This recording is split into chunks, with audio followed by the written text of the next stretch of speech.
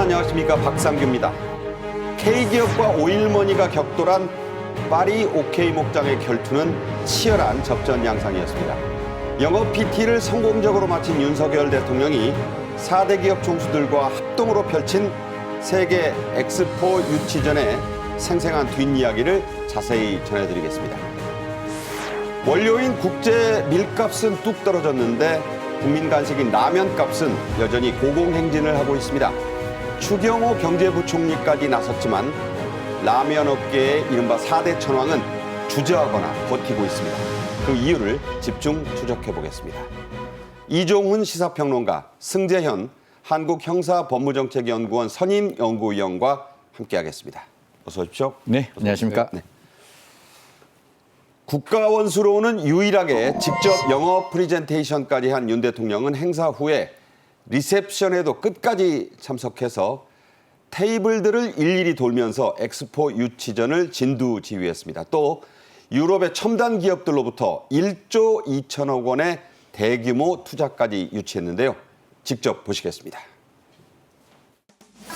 한국과 프랑스 그리고 전 세계에서 오신 청년 혁신가 여러분, 세계에서 가장 큰 스타트업 캠퍼스인 스테이션 F에서 여러분을 만나게 되어 뜻깊게 생각합니다.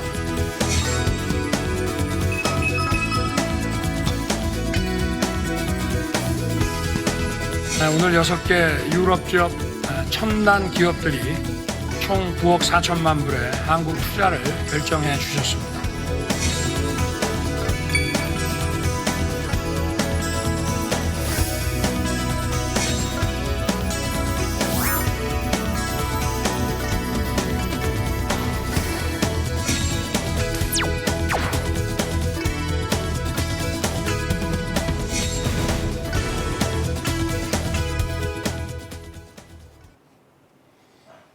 헐리우드 서부 영화에 나오는 유명한 OK 목장의 결투는 실제로 존재했던 미국 애리조나의 목장 결투에서 따온 말이죠. 그런 대결이 이번엔 프랑스 파리에서 우리 대통령과 기업 총수들 그리고 사우디의 왕세자와 왕족 기업인들 사이에 벌어졌습니다. 먼저 영상으로 보겠습니다. 네. 자, 프랑스 제172차 BIE라 그러죠. 국제박람회기구 총회장의 모습입니다. 월드엑스포 2030 부산 코리아 리셉션입니다.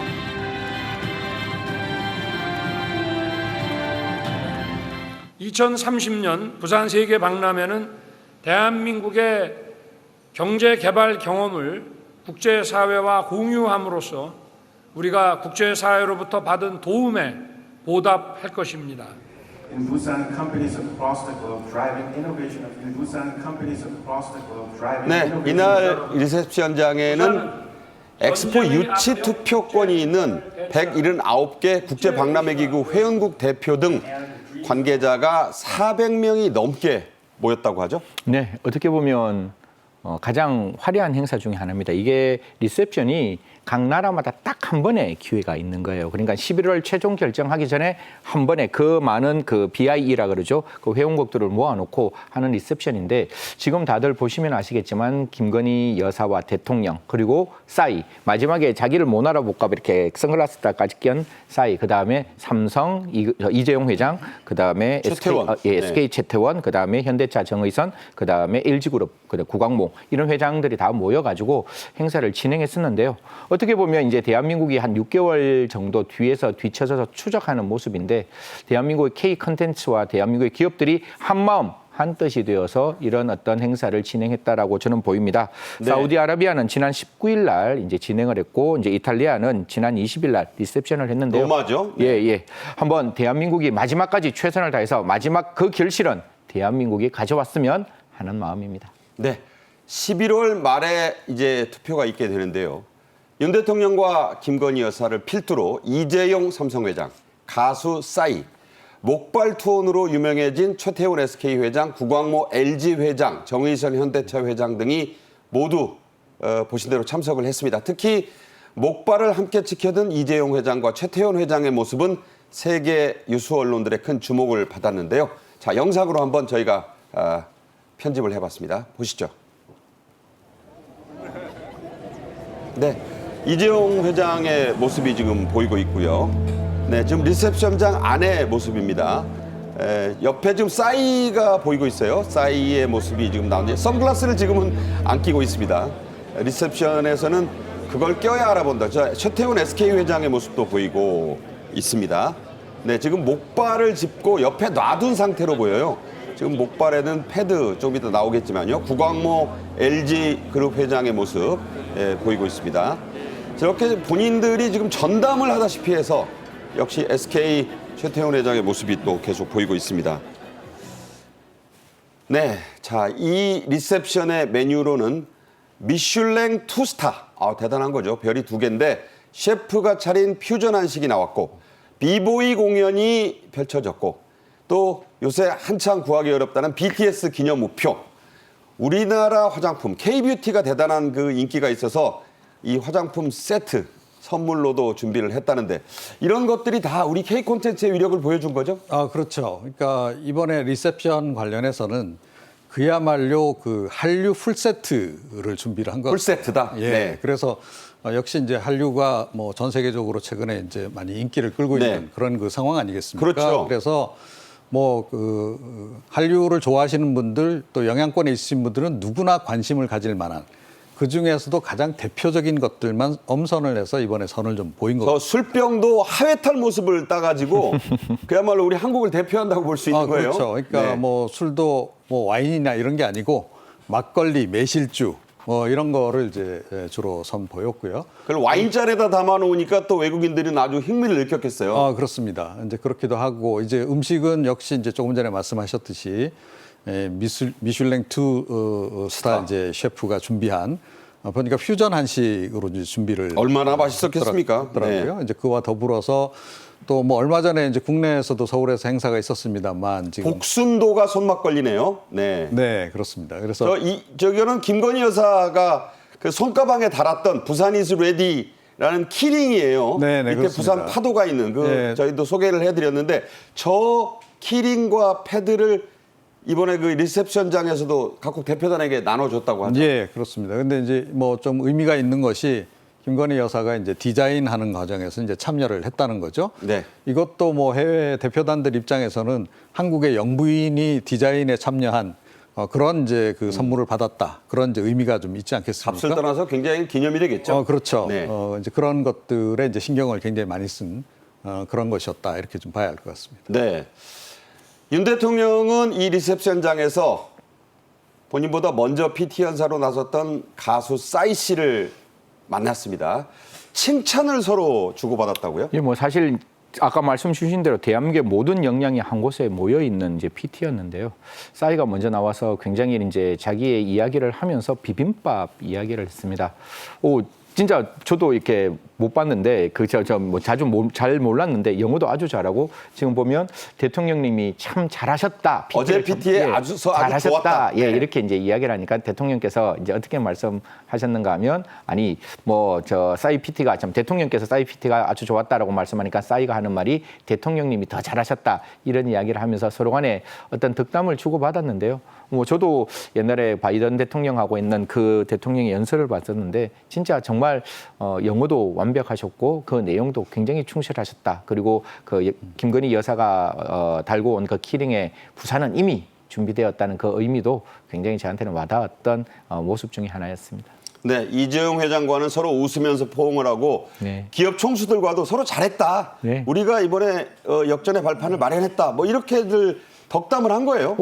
제가 봤을 때도 한치의 빈틈이 없는 프레젠테이션이고 한치의 모질함이 없는 준비된 어떤 그 모습이었기 때문에 세계 각국의 국가들도 우리가 얼마만큼 준비를 하고 사실 열정과 헌신을 얼마만큼 가지고 있느냐가 마지막 표를 결정하는 거라고 생각합니다. 나중에 말씀드리겠지만 1차 투표의 3분의 1을 얻지 않으면 결선 투표로 가는 겁니다. 그러면 과연 대한민국이 어떻게 될지 아무도 모르니까요. 저는 처음에 1차 투표에서 대한민국이 3분의 1을 얻을 것을 확신하지만 혹시 결선 투표에 가면 또 반드시 이길 거다 이런 말씀도 함께 드리도록 하겠습니다. 네. 접전 속에 2등이 더 낫다는 말도 있어요. 그래야 이제 3등을 할 표를 모아서 3분의 2의 결선 투표 막판 대역전으로 간다. 이런 전략이라고 합니다. 이 한국 리셉션장에는 테이블이 40개 넘게 설치가 됐는데 이재용 테이블, 최태원 테이블, 정의선 테이블 뭐 이런 것 등이 따로 있었다는 거. 이거 무슨 얘기인가요? 예, 이제 그만큼 이제 기업 총수들이 이제 테이블을 거의 담당하다시피 해서 그렇게 이제 준비를 했는데요. 그러니까 테이블 40개 정도를 이제 8개 권역으로 일단 나눴답니다. 네. 지역별로. 그 이제 권역별로 이제 나눈 속에서도 이제 그 헤드 테이블이 있잖아요.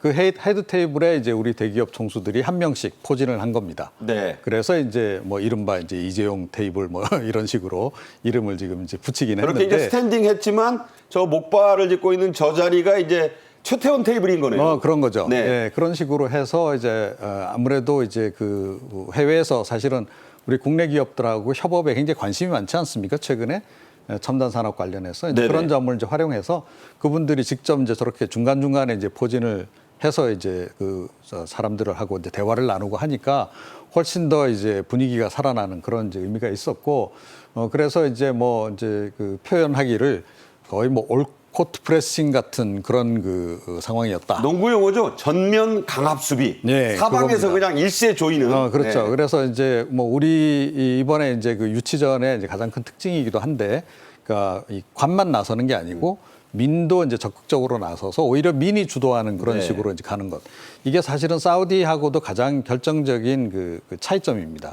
사우디 같은 경우에는 거의 이제 정부 관료들이 다니면서 왕족 출신 뭐 예, 들이죠. 그렇습니다. 이제 그런 사람들이 이제 주로 이제 다니면서 이제 해외 관계자들을 설득하고 네네. 그런 과정인데 우리나라 같은 경우에는 지금 이제 기업들도 다 나선 상황이어서 훨씬 더 호응도는 좀 높은 그런 그 상황이 아닌가 이렇게 생각합니다. 네. 사우디와 대비되는 이런 전략의 얘기를 좀 해주셨고요. 최근 발목을 다친 SK의 최태원 회장은 부산 엑스포 로고, 아까 보신 거 있습니다. 그 로고를 새긴 패드를 자신의 목발에 부착하고 등장을 했는데, 자, 이 장면이 화제가 됐던 게 이재용 회장이 가서 네. 그 목발을 들고 찍은 저 사진이 화제가 됐어요. 그렇죠. 사실 어떻게 보면 대한민국의 가장 잘 나가는 기업 총수 2명이 이제 앞에 딱 섰는 거죠. 그것도 우리 부산 엑스포를 받아내기 위해서 했는데 저 로고가 딱 찍혀 있는데 어떤 이야기를 했는가 하면 최태원 회장은 우리가 압도했다. 우리가 네. 이겼다. 이런 이제 그 말을 이제 내세우니까 이재용도 우리가 열심히 하고 있다라는 이야기를 했습니다. 어떻게 보면 두 총수가 저기 가서 어떻게 뭐 목발을 짚는다는 건 몸이 굉장히 불편할 수도 있는데 그렇죠. 대한민국의 국위 선양을 위해서 제자리까지 가서 최선을 다하는 모습 어떻게 보면 이게 대한민국의 경제인의 모습이 아닌가. 국가에서도 이러한 대한민국의 경제인의 모습에 따뜻한 시선을 보여줬으면 좋겠다는 말씀드리겠습니다. 네. 자, 아직은 모릅니다. 하지만 이제 간접 비교가 가능한 포인트들이 있죠. 우리의 최대 경쟁국으로 꼽히는 사우디아라비아의 리셉션과 비교를 했을 때 일단 참석자 수를 좀 따져봐야 되겠고요. 또 호스트인 윤석열 대통령과 빈살만 사우디 왕세자의 응대 태도 등이 국제 언론으로부터 비교 대상이 좀 됐죠? 네, 그렇습니다. 그러니까 우선 이제 조금 전에 이제 리셉션장 이제 우리 모습을 봤습니다만 리셉션에 참석한 인원에서 큰 차이가 있었어요. 네. 그러니까 이제 사우디 같은 경우에는 19일 날 먼저 리셉션을 이제 가졌는데 그때 한 150명 정도 참석을 이제 했다고 그럽니다. 그래서 우리 정부도 대략 우리 리셉션에도 그 정도 오지 않을까. 한 뭐 150명 넘으면 좋다. 네, 이제 그런 정도 예상을 했는데 뭐 거의 2배 가까이 좀 왔어요. 그런데요. 290 명. 100명 정도 더 많이 왔네요. 네, 그렇습니다. 100명이 훨씬 넘습니다. 네. 그래서 역시 이제 좀 그 호응도나 분위기는 상당히 좀 이제 좋았던 게 아닌가 그렇게 지금 이제 평가를 내리고 있고요.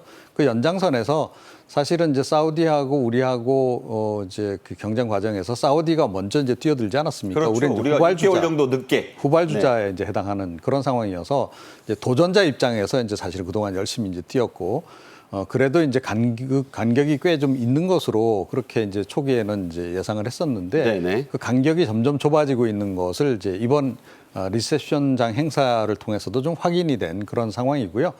또 리셉션에서도 윤석열 대통령이 끝까지 참여를 하지 않았습니다. 끝까지 있었다고 해요. 예, 근데 네. 사우디 같은 경우에는 이제 빈살만 왕세자가 이제 처음에 이제 참석을 했다가 좀 늦게 예정보다 늦게 나타났고 도착도 늦게 했고 이제 한 20분 만에 이제 현장을 그리고 인사만 대충 하고 떠났다. 예, 이제 그런 네. 거죠. 그 차이도 있고 그다음에 이제 프레젠테이션 이제 조금 전에 이제 그 얘기도 나왔습니다만 프레젠테이션도 우리는 이제 대통령이 직접 나서서 했다는 그렇죠. 거죠. 예, 그것도 이제 상당한 차이가 좀 있기 때문에 아마 그 관계 국가들 입장에서도 좀 자기네들이 느끼는 그런 한국에 대한 그 이미지가 사우디에 대한 이미지하고는 좀 차이를 보이지 않을까 그렇게 지금 예상을 하고 있습니다. 네. 네. 자, 중동 국가 하면 이 뭐 돈 아닙니까? 오일머니인데 사우디 측은 이번에 값비싼 애플 전자제품 세트를 대표단에게 뿌리려고 했다고 합니다. 그런데 이게 좀 불공정 논란도 있고 해서 언론이 좀 주목하니까 이걸 철회했다는 보도가 나왔거든요.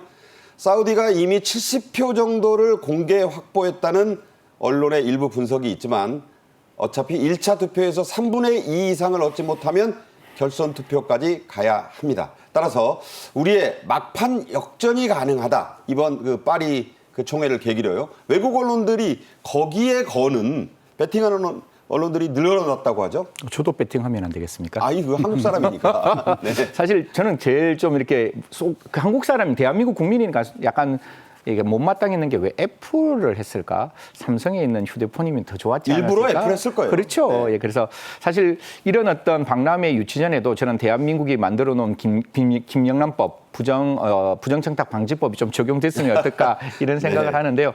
보시면 아시겠지만 사우디 이제 그 왕세자가 탁 갑니다. 그러면 사우디는 어떻게 하는가 하면 어떤 정책 결정을 할 때는 정책의 순서가 있잖아요. 어떤 뭐 이렇게 수주를 하면 예를 들어 상공부 장관이 뭐 그 안에 있는 내부 의사를 갖추고 그걸 대통령께 보고해서 대통령이 재관하면 그렇게 하는 건데 사우디는 그게 없는 거예요. 그냥 딱 가서 오케이 그러면 내가 해줄게. 그냥 빈살만이 결정하면 되고 그런 거죠. 그러니까 사실 그 부분이 저는 굉장히 좀 이렇게 좋아는 보이지만 또 국가적인 측면에서는 분명히 하이아르키가 있고 그게 절차가 제대로 이루어져야 되는 부분이 있는데 그런 부분 없이 하다 보니까 그걸 바라보는 국가 입장에서는 굉장히 시원시원할 수 있겠죠. 네. 하지만 과연 이게 타당한지는 논외로 치고 대한민국 아까 보셨잖아요. 대한민국 기업인 그리고 우리 대통령 뿐만 아니라 여러 어떤 엔터테이너의 K 컬처가 하나가 되어서 이런 어떤 행사를 진행하고 있는 모습이 보이니까요. 좀 이런 모습들이 하나하나 세계에 있는 여러 국가들의 179개에 있는 BIE 국가의 마음에 터치 마이 마인드라 그러죠. 그런 어떤 감동을 일으켜서 좀 대한민국이 마지막 3분의 2 일단 그 결선 투표가 안 가면 우리 앵커가 말씀했다시피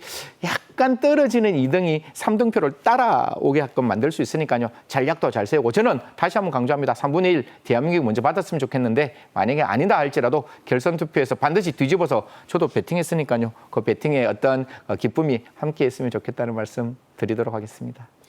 마라톤에서 보면요. 독주하는 1등의 숨소리를 들으면서 어깨를 보고 쫓아가는 2등이 가장 두렵다고 합니다. 그런 입장이 아닐까 저는 생각을 해보는데 윤 대통령은 바쁜 유치 전의 일정을 쪼개서 유럽 유수의 CEO들을 계속 만났습니다. 관련 영상 보고 얘기 이어가 보죠.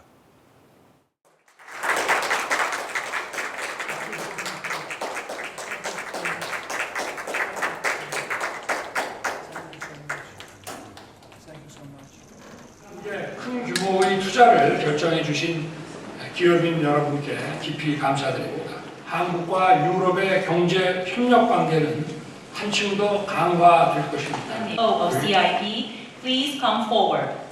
기념 촬영하겠습니다. We will proceed with the photos. 네, 프랑스, 독일, 영국 등의 유수한 첨단 기업 CEO들입니다. 우리 돈으로 약 1조 2천억 원 규모의 투자 유치가 이 자리에서 확정이 됐다고요? 네, 그렇습니다. 그래서 보통 이제 해외 순방길에 이제 투자 유치를 이제 많이 합니다만 이제 양해각서만 체결하거나 이런 경우들도 있고요. 그렇죠. 체감도가 좀 떨어지는 이제 그런 경우도 이제 적잖이 이제 있습니다. 그런데 이번 같은 경우에는 투자가 거의 지금 이제 확정적인 그런 투자들이어서 좀 반가운 소식이 아닌가 이렇게 좀 생각이 들고요. 그러니까 달러로 한 이제 9억 4천만 달러 정도, 네. 예, 우리 돈으로 하면 이제 1조가 좀 넘는 그런 1조 규모고요. 2천억. 예. 예, 그 내용을 보게 되면 역시 이제 해외 기업들이 우리 지금 국내 한국하고 어떤 분야에서 협력하고 하길 원하고 투자하길 원하는지가 네. 이제 좀 보이는 것 같아요. 그래서 뭐 잘 아시겠지만 2차 전지 좀 우리나라가 굉장히 경쟁력이 높은 분야 아니겠습니까? 그쪽 이제 투자 내용도 있고 그다음에 이제 소재 관련한 그런 쪽 이제 또 있습니다. 그래서 이번 그 성과는 이제 그 윤석열 대통령이 그동안 이제 세일즈 외교 적극적으로 굉장히 추진을 이제 해 왔습니다만 상당히 가시적인 성과를 이제 이번에 좀 낸 그런 그 상황이 아닌가 이렇게 평가를 할 수 있을 것 같습니다. 네, 이렇게 프랑스 방문을 성공적으로 마친 윤 대통령은 베트남 국빈 방문 일정에 들어갔습니다. 프랑스를 출발하는 모습을 보면서 얘기 나누겠습니다. 네, 이 파리 국제 박람회기구 총회를 마치고 지금 윤 대통령이 파리 오를리 공항이죠. 그곳을 통해 지금 이제 베트남으로 가는 그런 모습 보고 계십니다. 상당히 좀 발걸음이 제가 보기에 그런지 몰라도 가벼운 것 같고요. 이제 베트남 국빈 방문 일정이 있습니다. 여전히 김건희 여사의 왼손에 들려있는 핸드백 뒤에는 그 키링, 부산 이즈 레디가 달려 있습니다. 네. 자, 이렇게 베트남에 지금 국빈 방문에 들어갔는데, 자, 이번 베트남 방문에는 205명의 경제사절단이 동행을 하는데 엄청난 규모네요. 사실 베트남 가보셨죠? 여러 번 갔어요. 예, 베트남이 어떻게 보면 굉장히 포텐이 그러니까 잠재력이 굉장히 높은 나라 중에 하나입니다.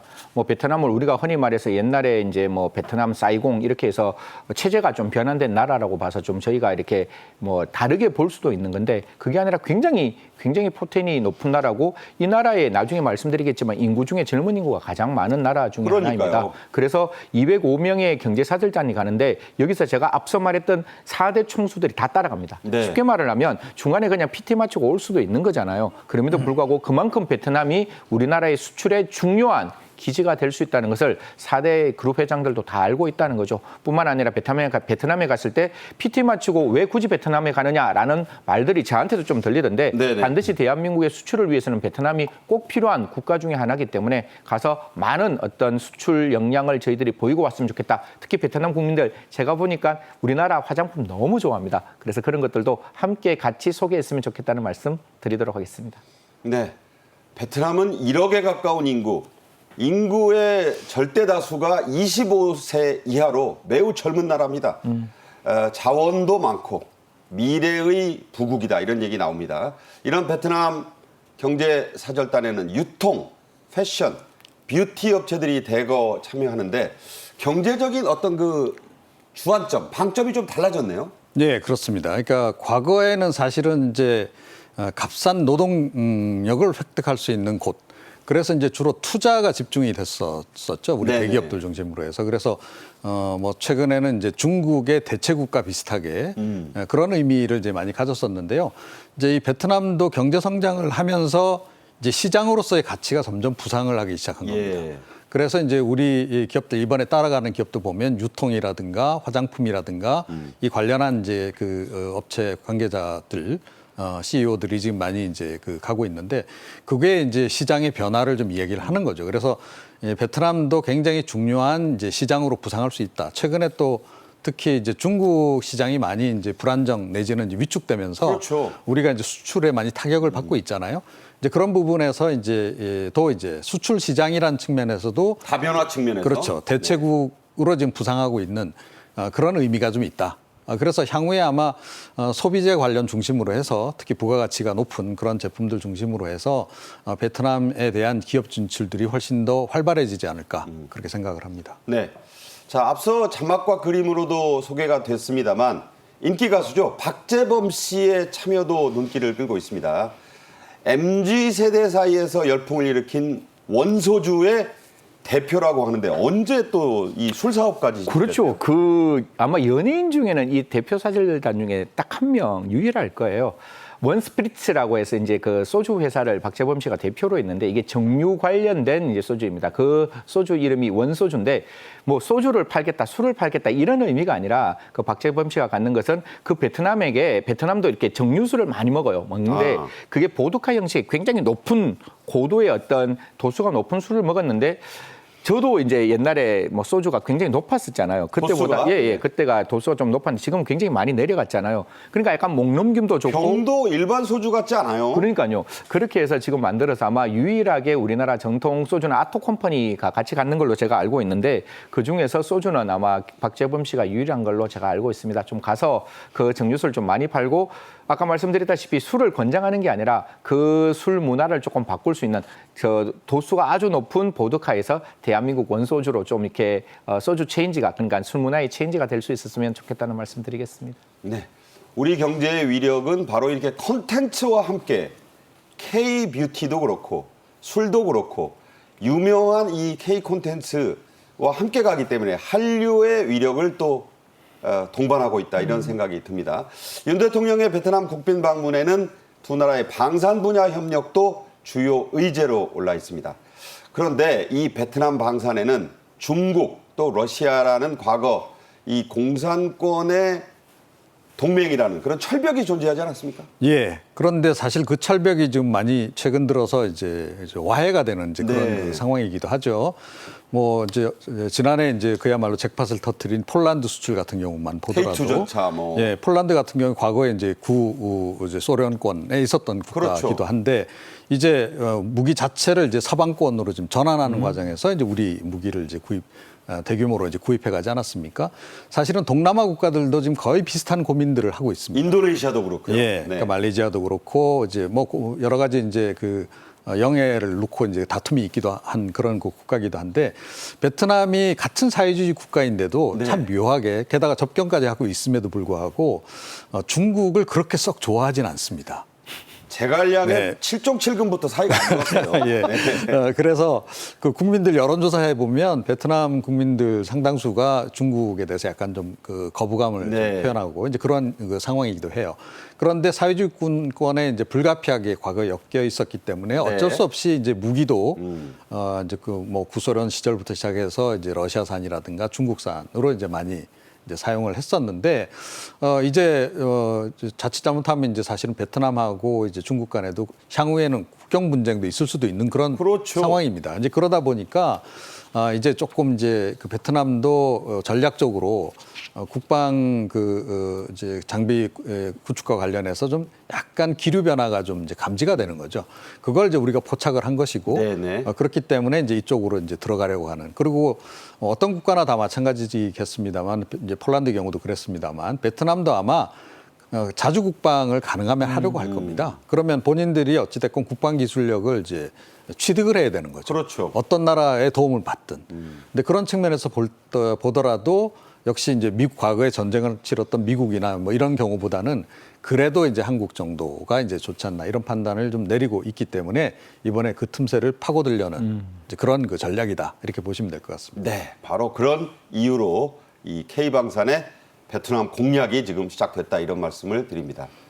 역대 최대 규모의 경제사절단이 이렇게 베트남을 방문하는 데는 이유가 또 있죠. 아까도 말씀드렸습니다만 베트남은 구매력이 있는 인구 1억 명을 가진 그런 잠재적인 경제대국이죠. 뭐 제가 아까 말씀드렸다시피 이게 사실 뭐 우리가 영어로 조금 말씀드려 죄송한데 이제 언더디벨로핑 간출이라 그래서 이제 저개발국. 저개발국 그다음에 이제 디벨로핑 간출이 개발도상국 디벨롭티드 간출이 이제 선진국 이래 가는데 언제 그 나라의 폭발적인 내수가 증가하는가 하면 우리가 한 그 저개발국에서 개발도상국 단계에서 선진국에 들어가는 중상층이 딱 많아지는 그 시기가 가장 구매력이 높아지는데 네. 베트남이 그 숫자가 급격하게 늘어나는 거예요. 지금 딱 그 시점이다. 예, 그 시점 5만 그러니까 1억 정도 인구의 5,600만이 중산층이라 그러면 이게 그 삶의 판도가 달라지는 거거든요. 옛날에 제가 있을 때 저는 국민학교 시절인데 죄송합니다. 초등학교 나오신 분도 계실 건데 누가 초등학교 나와요? 아닌가요? 예. 그 국민학교 때 저희가 조사했는 게 두 가지였습니다. 집에 냉장고 있느냐. 두 번째, 집에 차 있느냐. 이게 1970년대, 80년대까지만 하도록 그런 조사가 어떻게 보면 가정조사에 가장 중요한데 지금 집에 냉장고 없는 그런 집 없잖아요. 자동차 한 대가 있는 게 아니라 두 대, 세 대까지 있잖아요. 딱 지금 베트남이 그런 어떤 상황이기 때문에 좀 집중해서 베트남에 필요한 것이 무엇이냐. 사람이 이렇게 조금 이렇게 여유가 있으면 아까도 말씀드렸잖아요. 먹는 것, 입는 것, 얼굴에 치장하는 것에 굉장히 관심이 많으니까요. 문화 관련된 영역들 많이 좀 수출됐으면 좋겠다는 말씀 드리도록 하겠습니다. 네. 자, 다음 주제로 가겠습니다. 요즘 라면 값이 난립니다. 추경호 경제부총리가요. 국민 간식인 라면 값에 칼을 빼들었습니다. 요즘 라면 값이 고공행진 중이죠. 원재료인 국제 밀가루 값이 뚝 떨어졌으니까 라면 값도 좀 내려야 한다는 건데요. 그런데 라면 업계는 모른 척 하는 건지 버티는 건지 애매한 자세를 취하고 있습니다. 관련 내용 먼저 영상으로 보시죠.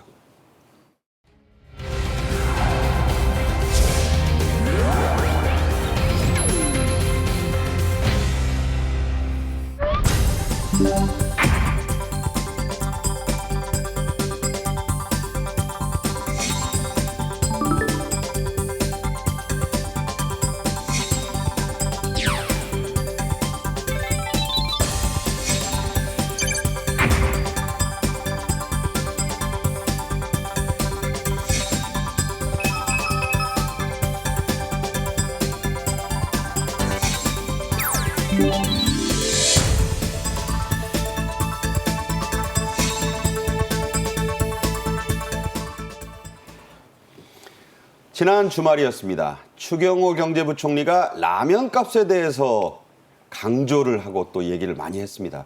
원재료 값이 떨어졌으니까 이 라면도 같이 좀 가격이 내려야 된다 이런 얘기를 했는데요.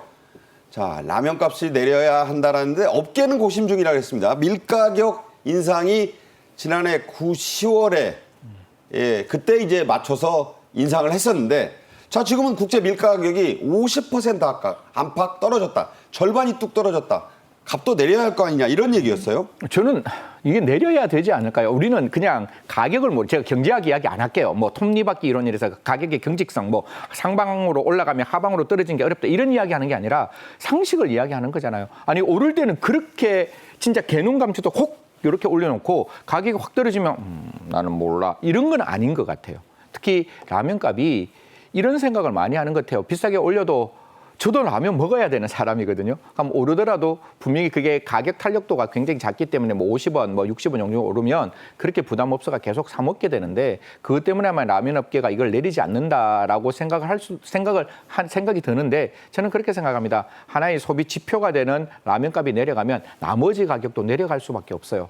사실 이것뿐만 아니라 우리 점심 한 끼에 요새 12,000원, 13,000원, 14,000원 돼야 한 그릇 음식을 먹을 수 있는 거잖아요. 올리는 거 자영업자에게 반드시 필요하지만 전반적으로 물가가 내려갈 때는 함께 같이 좀 내려갔으면 좋겠다는 말씀 드리도록 하겠습니다.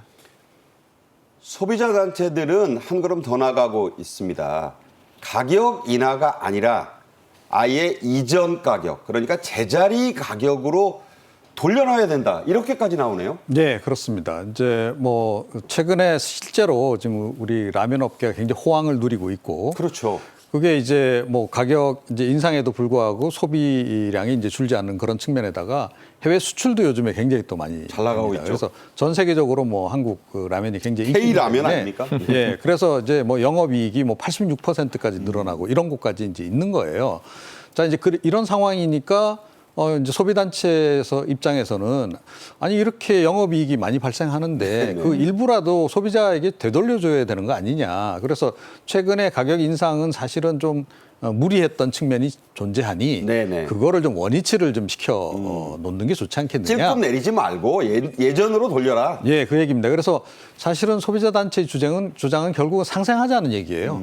기업 망하라는 얘기하는 게 아니고 그러니까요. 이윤 조금 포기하고 그 대신 소비자들도 가격이 적당해야 계속 사 먹지. 그렇죠. 가격이 올라가면 또 안 사 먹게 되잖아요. 그럼요. 최근에 어떤 그 품목처럼 이제 그런 경우가 발생할 수도 있는 겁니다. 이제 이런 점을 이제 함께 고려를 해서 지금 이제 이야기하는 거고 현 단계에서는 굉장히 합리적인 요구를 하고 있는 거다. 이렇게 이제 좀 보입니다. 네. 자, 라면 회사 관계자한테 제가 한번 물어봤어요. 그랬더니 아니 값을 안 내려도 사 먹으니까 저희가 그렇게 하는 거죠. 그래서 제가 좀 뭐라 그랬습니다. 실제 라면 회사들 작년 9월에 한 차례 라면 값을 올렸었습니다.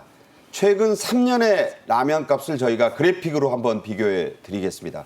자, 승 의원. 네네. 이게 3년간 보면 재밌는 게 나와요. 2021년에는 소비자 물가보다 라면 물가가 좀 쌌는데 네네. 이게 바뀌죠? 쉽게 말하면 그냥 2021년에 라면을 100원이라고 생각하면 2022년에는 109원, 2023년에는 124원까지 올랐어요. 그러면 이게 올라가는 게 나머지 물가와 같이 함께 올라가는 게 아니라 소비자 물가 옆에 보시면 아시겠지만 2021년에는 분명히 아까 앵커가 말했다시피 소비자 물가보다 라면 물가가 낮았어요. 네. 그런데 2023년에 보면 소비자 물가는 111%가 올랐는데 라면 값은 124%까지 올라갔다. 그러면 그러니까 더 올린 거죠. 더 올리는 거죠. 그래서 이 부분에 문제가 있는 것이고 제가 아까 말씀드렸다시피 국가가 뭐 라면 회사에 제가 뭐 강조하는 건 아니지만 밀값이나 이런 게 내려갈 수 있으면 그 부분이 분명히 내려갔다라고 하면 그 가격은 원상으로 돌아오는 게 맞으니까요. 좀 이렇게 국가의 정책에 함께 같이 가야 된다. 인플레이션은 저는 가장 악질적인 세금이라고 생각하거든요. 하나의 어떤 가격이 오르면 저는 월급쟁이라서 100만 원밖에 못 받지만 인플레이션이 5%, 6% 받으면 그 6%, 5%가 그냥 세금으로 떼가는 거와 동등한 효과가 발생하니까 국가가 좀 내세우는 정책에 같이 기업도 함께 상승했으면 좋지 않겠느냐. 지금 저 프랑스가 그렇게 노력하고 베트남에서 그렇게 노력하고 있잖아요. 같이 함께 좀 상승했으면 물론 뭐 대한민국 자본주의 세상이기 때문에 이런 거 하는 게 그렇게 좋아 보이지는 않지만 좀 부탁드리도록 하겠습니다. 라면 업계가 이 가격을 올릴 때 내세운 이유 늘 그렇지만 원재료 값이 올랐기 때문이다 그랬잖아요. 네, 그렇습니다. 여기서 이제 추경호 경제부총리도 이제 그래서 그 얘기를 한 거예요. 그러니까 지난해 대비해서 원자재 값이 밀가루 값이 많이 하락했다. 한 50% 가까이 좀 하락을 했으니 그거라도 좀 반영을 해서 가격을 좀 인하하는 게 어떻겠느냐. 그때 뭐 올릴 때 명분이 이제 원자재였다면 원자재 가격이 내렸으니까 뭐 함께 내리는 거 당연한 거 아니냐 이제 이 얘기를 지금 이제 하신 거고요. 네네. 이제 그러니까 지금 이제 관련 업체에서는 이제 그게 곧바로 반영하기는 좀 어렵다. 자기네들도 원자재 이제 밀가루 이제 공급받는 그런 경로가 있고 그게 이제 시차가 존재하기 때문에 네네. 이걸 반영해서 이제 하락을 가격 이제 인하를 하더라도 좀 6개월이나 한 1년 정도 뒤에 이제 이게 반영이 되는 거다. 이렇게 이야기를 하고 있고 또 다른 얘기는 무슨 얘기를 하냐 그러면 작년에 많이 올랐던 건 맞는데 네네. 예, 그래서 이제 내려서 이제 거의 이제 원위치 비슷하게 지금 이제 돌아가고 있는 건 상황이긴 한데 그럼에도 불구하고 이게 코로나19 이전 대비해서는 가격은 그래도 좀 올라 있는 상황이다. 네. 그러니 사실은 뭐 가격 인상이 그렇게 무리는 아니다. 이런 주장을 지금 이제 하고 있는 거죠. 네. 추경호 부총리가 말했던 이 국제 밀값이 과연 얼마나 떨어졌길래 이렇게 말할 수 있는 건지 저희가 또 그래프로 준비를 해봤습니다. 이게 우크라이나와 러시아의 전쟁 와중에 예. 우크라이나가 그야말로 국제 밀의 산지였죠. 주산지잖아요. 예. 그때 저렇게 된 거예요. 예, 사실 뭐 지금 국제 밀가루 가격이 제일 처음에 원자재 가격을 올렸을 때로 비교하면 지금 가격 퍼센테이지를 보면 약 한 49% 정도가 하락을 했는 거예요. 그러니까 분명히 밀가루 가격이 분명히 371.4에서 분명히 내려가는 모습이 보인다면 229.6까지 떨어졌어요. 그렇게 떨어지면 이게 49% 정도 떨어지면 원자재 가격은 분명히 낮아진 것도 맞고 문제는 지금 이제 혹시 시청자 여러분 우크라이나와 러시아 전쟁이 우리한테 체감적으로 와닿습니까? 별로 와닿지 않잖아요. 네. 이게 이미 전쟁이 이제 어느 정도 지속되기 때문에 그런 어떤 원재료에 대한 여러 가지 또 다른 스플라이 체인이 만들어져서 굳이 이제 밀가루에 대한 가격 상승률은 굉장히 낮아졌다. 그러면 앞으로도 원자재 가격의 상승률은 높아지지 않을 거다라는 생각을 한다면 좀 적극적으로 반영하는 게 필요하지 않느냐라는 게 정부의 입장인 것 같습니다. 네. 자, 보셨듯이 이렇게 원자재 값인 밀값이 떨어진 게 확실하게 이렇게 보이는데 오히려 라면 값은 올랐습니다. 이게 무슨 이상한 골든 크로스가 나타난 건데요. 자, 이 의원이 보시기에도 이게 이제 소비자들이 저 실태를 보면 화가 나요. 한번 볼까요? 네. 이 자료를 한번 보여드리겠습니다. 네. 이 밀과 라면 가격의 역전이 벌어지고 있는 이 모습인데 이게 이제 시카고 미국 선물거래소의 그 그래프를 보여드립니다. 네, 그렇죠. 그러니까 뭐 이거는 사실은 굳이 뭐 이렇게 도표를 안 보여줘도 국민들이 그냥 이 라면 가격 같은 경우에 곧바로 체감을 합니다. 사실은 워낙 이제 뭐 간식으로도 많이 먹지만 주식으로 먹는 경우도 굉장히 많기 때문에 사실은 이제 그런 거고요. 그러니까 미국의 뭐 햄버거 가격이 중요하다 그러면 대한민국에서는 라면 가격이 중요하다 이런 얘기 그렇죠. 많이 하잖아요. 네. 그런 정도로 이제 필수 품목에 해당합니다. 그만큼 이제 국민들이 가격에 이제 민감할 수밖에 없는. 저 그래프 그런 보면 상황인데 화가 나죠. 밀값이 떨어졌는데 라면 값이 같이 가지는 못할 망정 오히려 올랐기 때문에. 네, 그렇습니다. 그래서 업계 쪽에서 뭐 여러 가지 설명을 내놔도 별로 국민들 입장에서는 이제 설득력이 없는 이제 그런 그 상황이다. 그런데다가 최근에 사실은 이제 라면 업계가 호황을 누리는 거에 비해서는 소비자들에 대한 배려가 좀 많이 그 과거에 비해서 좀 인식이 좀 많이 낮아진 거 네. 아닌가. 예전에는 그래도 라면 업계에서 국민들 이게 주식에 해당하기 때문에 자기네들이 뭐 인상을 자제하겠습니다. 이런 발언들 간혹 했어요. 네. 그런데 최근에는 그런 말도 안 하고 그냥 그 꿀먹은 벙어리처럼 하면서 가격만 계속 올리니까 국민들이 사실은 분노 게이지가 지금 라면 업계에 많이 올라 있는 상태다. 그것도 좀 참고를 하시는 게 좋을 것 같습니다. 네. 라면 업계에는 그 4대 천왕이라는 회사가 있어요. 농심, 오뚜기, 삼양, 팔도. 여기서 한 98% 정도 라면을 벼락펴락합니다. 근데 이 사람들 얘기가요. 인하 검토는 해보겠지만 당장은 가격을 내릴 수 없다. 왜 그러는 건가요? 뭐 지금 이제 우리 평론가님께서 말씀 다 주셨는데 오를 때는 이런 이야기를 잘 안 하는데 꼭 내릴 때는 이런 이야기 하죠. 시차가 있다 이런 얘기 하죠. 지금 밀가루 가격이 슉 내려갔는데 이게 원재료 가격이 대한민국에 있는 그 4대 천왕에게 이제 영향을 미치는 데까지는 1년 정도의 시차가 있다 이렇게 이야기를 합니다. 그러면 오를 때에도 그렇게 시차가 있어야 되는 거 아니냐? 오를 때는 휙 올려놓고 내릴 때는 1년 이런 이야기라고. 은행들 하는 거하고 비슷해요. 그렇죠. 네. 저 휘발유 가격도 이렇게 비슷한 것 같은데, 네. 예. 관계자가 이렇게 얘기합니다. 그럼 좋다. 밀가루 가격은 내려가는데 다른 원자재 가격은 또 올라가 있다. 이렇게 이야기를 해요. 그러면 그때도 말했다시피 그 원자재 가격이 올라가고 내려가면 올리지는 못해도 평균은 가야 되잖아요. 그러니까 네네. 밀가루 가격이 내려가고 다른 가격이 올라갔으면 요 갭만큼 이게 평균을 치면 올라가지는 못해도 평균으로 가야 되는데 이게 여전히 올라가고 있으니까 그 또한 국민들의 설득은 좀 빠지는 설득이 되지 않는 것 같고 또 여전히 뭐 설탕값이 치솟아서 여러 가지 문제가 있다 이렇게 얘기하는데 물론 그럴 수 있겠죠. 그럴 수 있는데 거듭 말씀드리지만 좀 국민들의 입장에서는 우리가 갖고 있는 주식 아까 4대 천왕이 대한민국의 모든 그 라면 업계를 쥐락펴락하고 있다면 같이 좀 상생해 주는 것 이것도 필요하지 않을까 다시 한번 말씀드리도록 하겠습니다. 앞서도 얘기가 나왔지만 미국의 햄버거 값이 음식 이상의 의미가 있다면 대한민국의 라면은 그 이상의 의미가 있는 그런 아주 민감한 식품이죠.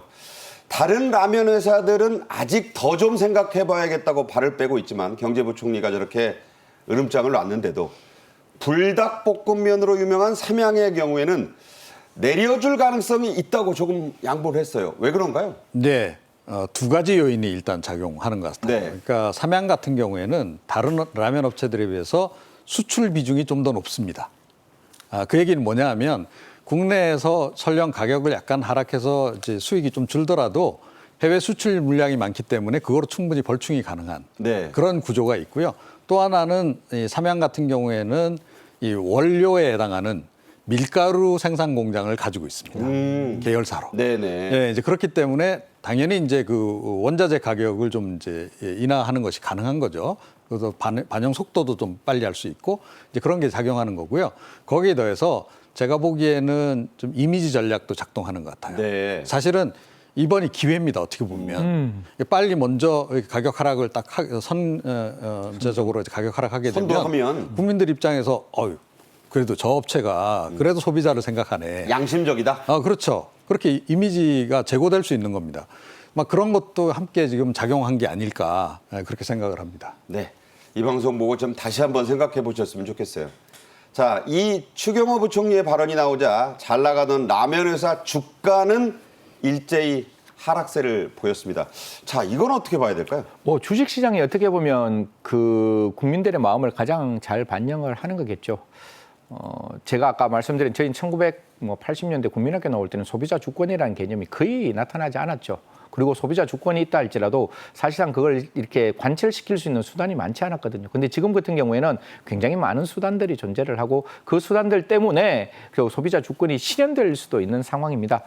지금 추경호 총리가 이야기하니까 가격을 내려라. 그래서 가격이 내리는 것 때문에 주가도 내려갈 수 있지만 국민들의 마음속에서 이런 라면 업체 말고 우리는 다른 사람, 다른 어떤 그 주식을, 다른 어떤 간식을 선택할 수 있을 거야라는 생각도 지금 분명히 작용하기 때문에 이러한 복합적인 요인에 의해서 주가가 내려갔다. 이렇게 말씀드리겠습니다. 네. 그래서 이 4대 천왕 라면 말고요. 이 PB 라면이라고 있습니다. 프라이빗 브랜드 라면이죠. 1+1에도 눈길이 돌려지고 있고 좀 값도 싸고 광고비가 안 들어가는 라면들이 인기를 얻고 있다. 자, 이건 무슨 얘기입니까? 제가 아까 말씀드렸잖아요. 국민의 시선이 지금 4대 천왕까지는 이렇게 지금 닫혀 있었거든요. 그런데 이 4대 천왕이 안 열리니까 이게 내려주지 않으면 그럼 라면은 정말 이게 4대 천왕밖에 없을까라고 생각했는데 저도 CU에 집에 이제 퇴근할 때마다 뭐 하나 가서 이렇게 하나 사서 집에 들어가는데 CU에 독자 브랜드 라면이 있는 거예요. PB 라면이요? 예, PB 라면이에요. 그래서 제가 한번 먹어봤어요. 이게 혹시 4대 천왕 라면보다 맛이 없을까? 어떻던가요? 비슷해요. 그러니까 그렇게 차이가 안 나요. 물론 그러니까 어떤 특정 라면에 입에 익숙해져 있으면 다른 라면이 조금 어색할 수는 있는데 마법 가루인 스프 때문에. 예. 네. 근데 전혀 문제가 없고 또 다른 어떤 그 편의점에서도 독자 브랜드를 많이 만들고 있습니다. 특히 뭐 브랜드가 없는 노브랜드에서도 라면을 만들고 있어서 정말 4대 천왕이 지금까지는 아성을 지키고 있는데 이렇게 다른 라면 업체가 있다면 사실상 그 라면도 대체 용품으로 사용될 수 있지 않을까 그렇게 말씀드리겠습니다. 네. 추경호 부총리는 한편 이 소비자 물가 상승률에 대해서도 언급을 했습니다. 다음 달 안에 2%대로 내려가는 거, 그 진입이 가능하다. 어떻게 보세요? 뭐 충분히 가능한 상황이 아닌가 이렇게 생각합니다. 추세적으로도 지금 이제 도표가 나오고 있습니다만 최근 들어서 이제 소비자 물가가 많이 잡혀가는 이제 그런 그 모습을 보이고 있고요.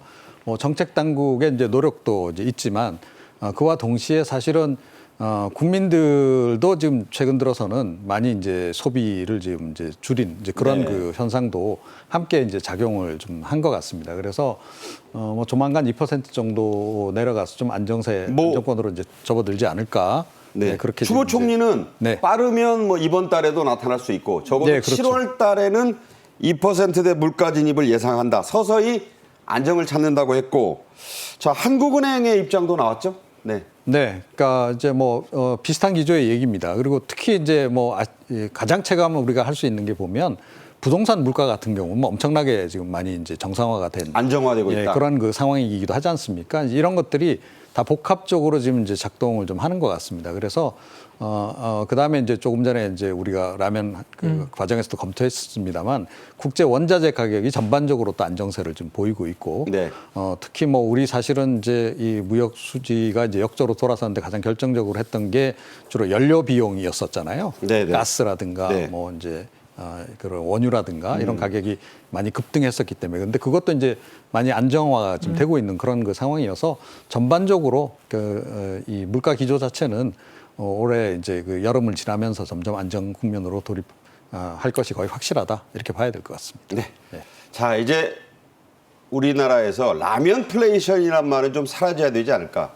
자꾸 이 플레이션 용어 좋지 않습니다. 런치플레이션도 그렇고. 예. 오늘 얘기 여기서 정리하겠습니다. 이종훈 시사평론가, 한국형사법무정책연구원의 승재현 선임 연구위원과 얘기 나눴습니다. 고맙습니다. 네, 감사합니다. 오늘 정책인 이슈가 준비한 소식은 여기까지입니다. 시청해 주신 여러분 감사합니다.